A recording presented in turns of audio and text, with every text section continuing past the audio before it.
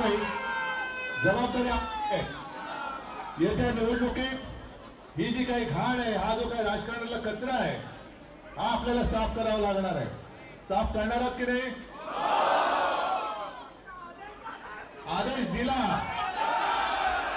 गद्दाराला गाडायचा, गद्दाराला गाडायचा. पुन्हा निवडणुकीच्या निमित्ताने मी प्रचाराच्या जाहीर करणार आहे, पण आजच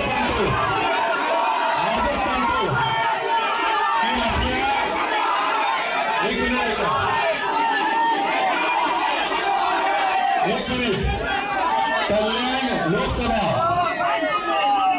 कल्याण लोकसभा मतदारसंघाच्या विजयाच्या सभेच्या ठिकाणी आज जाहीर करतो ते माझ्या अंबरनाथच्या समोर असेल, अंबरनाथ मंदिराच्या समोर आपल्या कल्याण मतदारसंघाच्या विजयाची सभा होईल. आणि या विजयासाठी मी तुम्हाला त्या विजयाच्या सभेसाठी आजपासून तयारीला लागा.